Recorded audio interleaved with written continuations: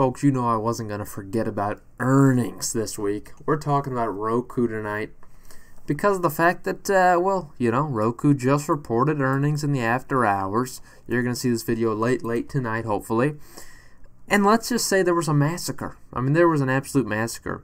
At one point, the stock was down 10+% and leveled out around 8.5% down. This is a massacre of this stock. I mean, absolute massacre. Now, we got to look at historical performance to see what that might be. Obviously, earnings could have a reason to do with it. Last 6 months, stock's not in a great shape. Down, actually. Year-to-date, down. But in the last year, has risen 45% prior to this downward movement. And again, in the last 5 years, really, just since 2019, the stock has risen a solid 600% in the span of really 2.5 years. So keep that into consideration that this is a massively fast-growing stock.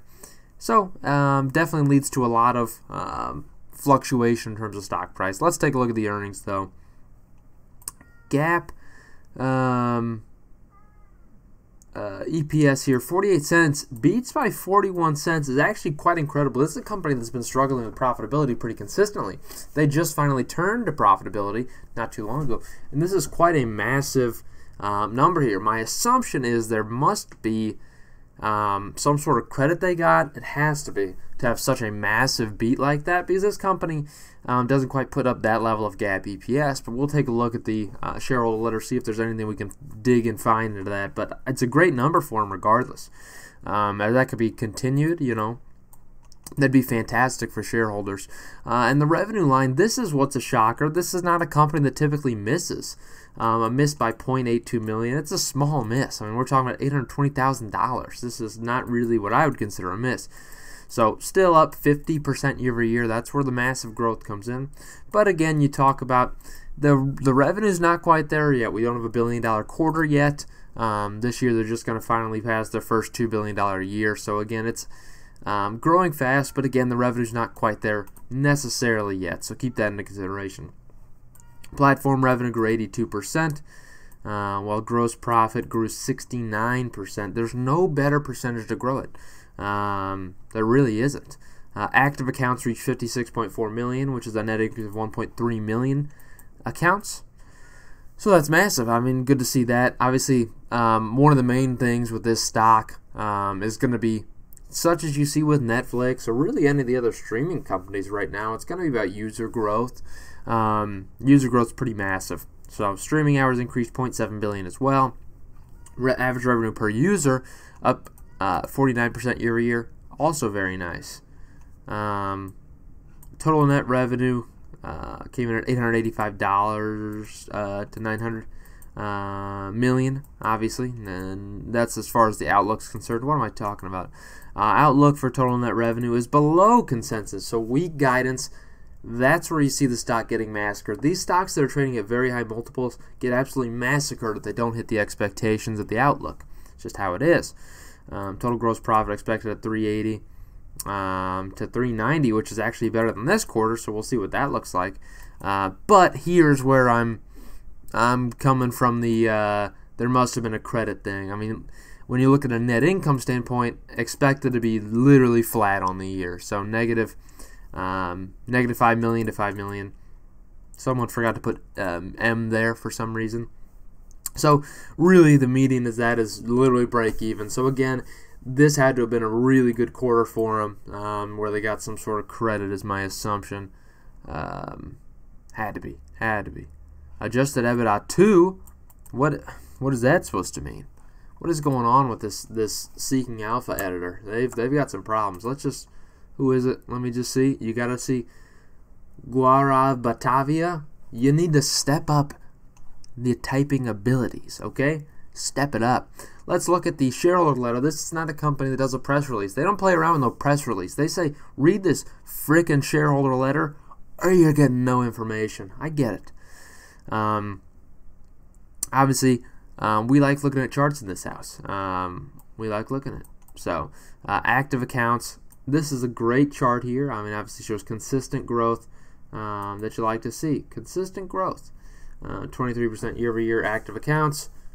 really good. Streaming hours up 21%, average revenue per user up 49. That is what a really massive number is here too. This average revenue per user, that's how they kind of grow.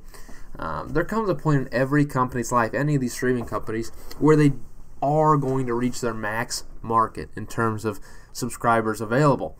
So what you're going to need to worry about from there on is going to be the average revenue per user. That's how you grow your revenue at that point. If you're able to get more out of each and every user, not only does it impact your bottom line significantly, but we're talking about impossibly fantastic revenue growth too. That's how you do it. So obviously they say you're not growing subscribers, you can't do it. It's impossible. But then you say average revenue per user goes up. That's how we do it. Obviously not the situation for Roku in the near future by any means. This is a company still growing users, so keep that into consideration.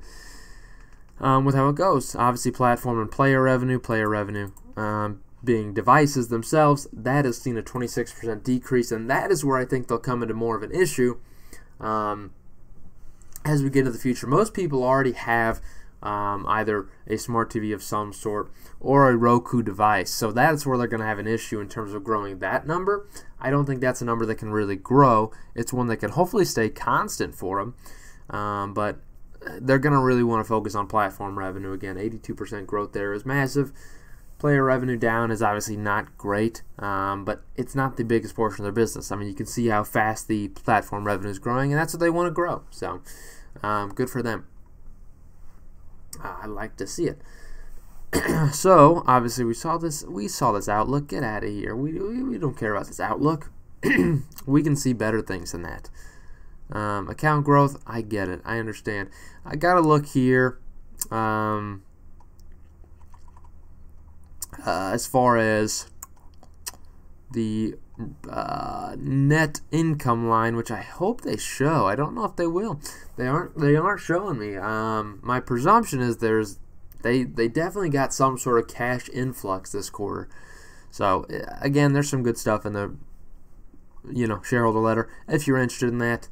I mean, you can see the difference here. I mean, this net income line, oh gosh, as of 9 months ending the year prior, was sitting in at negative 84 million, now sitting at a positive 218, and even the 3 months, I mean, look at that, 68 million compared to a 12 million number the year before. So massive growth here, and again, they're adjusting it to be less than that next quarter. So that's where you get into a bit of a concern with this. You just wonder what's going on with them. Why can't they get into a profitability standpoint? Should be a very high margin business for them, actually. If things get into the future, obviously, we'll see what that looks like. Let's look at the balance sheet. Obviously, something I love to look at. Total current assets, a line you got to look at. They're giving me a 9 months comparison. $2.9 billion compared to $1.6 billion, so quite a big growth there, mostly in the cash position. As you can see, cash and cash equivalents grew quite a bit. Total assets in general at 3.9 compared to 2.2, mostly because of the growth in the current assets. So nothing crazy there. From a liability standpoint, total current liabilities saw an increase, 668 compared to 520. So there's growth there for sure, in the wrong direction. And total liabilities in general at 1.2 compared to 942 million. So again, there's growth, and it's good to see that that assets outgrew the liabilities. Sitting at shareholder equity of 2.6 compared to 1.3 of just 9 months ago. So the balance sheet's taken a great turn there, and a great standpoint. Not a whole lot of long-term debt on this company, which is pretty nice to look at. It's something they've actually paid off in the last 9 months. So that's definitely something you're looking for out of a company. Let's talk about valuation on this stock. So after this massive drop today, we're talking about a stock that's going to be trading closer to a $39 billion PE, or a $39 billion market cap, which is, not incredibly expensive. We're going to talk about a company this year that's going to be bringing in right around $2.5 billion in revenue. So it's trading around 40 is still pretty expensive. I can't lie to you. We're talking about, I mean, at that rate, it's around 15 times the value there. But it is a higher growth business, so sometimes they warrant those multiples. Weak guidance is leading the stock down. I'm not a buyer necessarily in Roku at these levels. I'm not. and you've heard me say it a lot before. Anything over 300 right now, I don't like it. I don't like it with Roku. I think it's a little bit overvalued for what the company is. I get people that are invested in it, and I'm more power to you. And obviously, I'm sure you've enjoyed a lot of great gains over the last couple of years. But I think at these levels, it's just a little bit too high of a buying point, and you can see that in the last year's performance here, where we kind of hit a wall. And I think it's going to trade kind of flat for the next little while. So just keep that in mind. It'll recover from this downward movement for sure, but just keep that in mind. That's what I got for you. Hope you have a great day.